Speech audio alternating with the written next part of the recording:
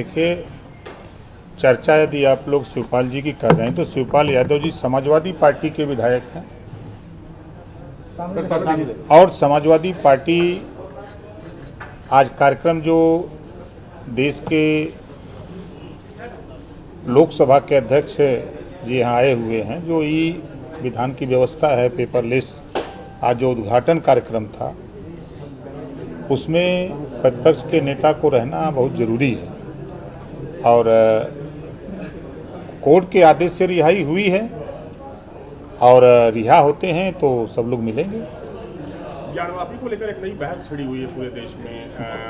जो विपक्षी पार्टियां हैं वो सरकार पर आरोप लगा रही है कि धर्म की राजनीति की जा रही है, लेकिन कहीं ना कहीं जनभावनाओं की अगर बात करें तो लोगों का मानना है कि सर्वे होना चाहिए। आपका क्या? नहीं, देखिए, वो न्यायालय का मामला है, न्यायालय अपना काम करे, सरकार अपना काम कर रही है और हमारा मानना है कि इस समय जो बढ़ती हुई महंगाई, बेरोजगारी, भ्रष्टाचार और जो पढ़ लिख के छात्र आत्महत्या कर रहा है, हमको उस पर चर्चा करनी चाहिए। वो आत्महत्या न करे, महंगाई से कैसे निजात मिले, गरीब इलाज के अभाव में परेशान है, उसको बेहतर इलाज कैसे मिले, इन सब बिंदुओं पर क्यों नहीं चर्चा हो रही है? क्या कारण है? आज हम 5 साल हो गया सामाजिक न्याय समिति की रिपोर्ट लागू करने के सवाल पे मैंने सरकार से इस्तीफा दिया था, मंत्री पद से इस्तीफा दे दिया था।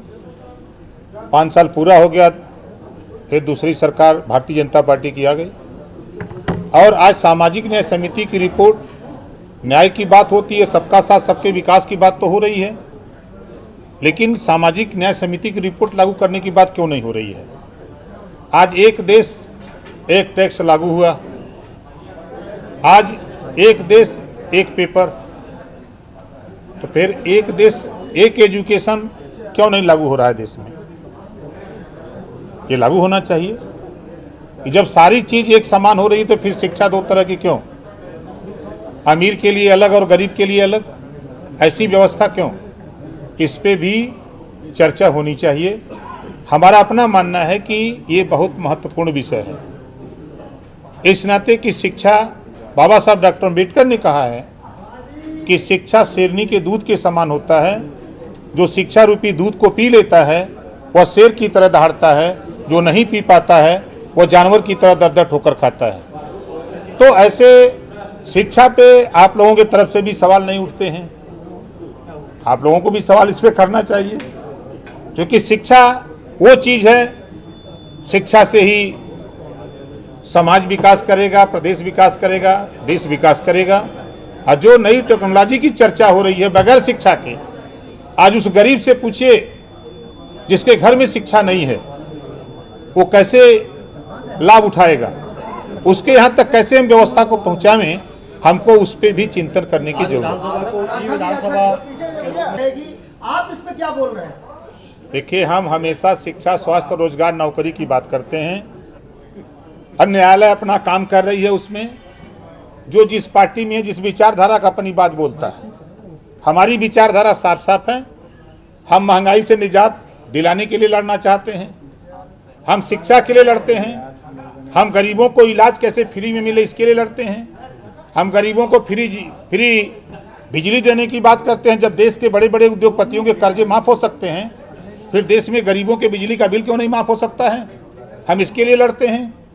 हम इस प्रदेश और देश में लड़ाई लड़ते हैं कि जो आज नौजवान पढ़ लिख करके आत्महत्या कर रहा है, उसको कैसे रोजगार मिले, नौकरी मिले, आत्महत्या से निजात मिले, हम इसकी बात करते हैं।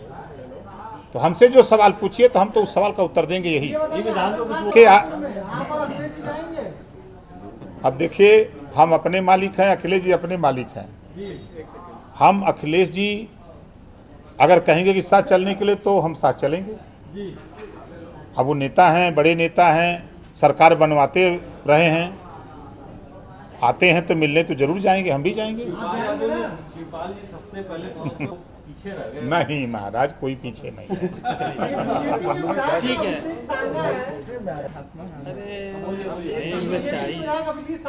ठीक है, मत चल रहे। ज्ञान वापी और ऐसी जगहों पर जहाँ पर मंदिर के अवशेष मिल रहे हैं वहाँ पर ताजिया नहीं दफन होने देंगे। अब उनसे पूछेगा क्यों नहीं दफन होने देंगे, वही उत्तर देंगे।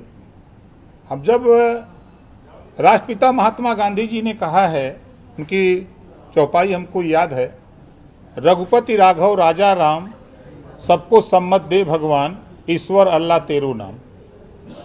तो फिर ये विवाद किस बात का है? जब घट घट व्यापी राम है, दुनिया देखे ना है, तो झगड़ा क्यों?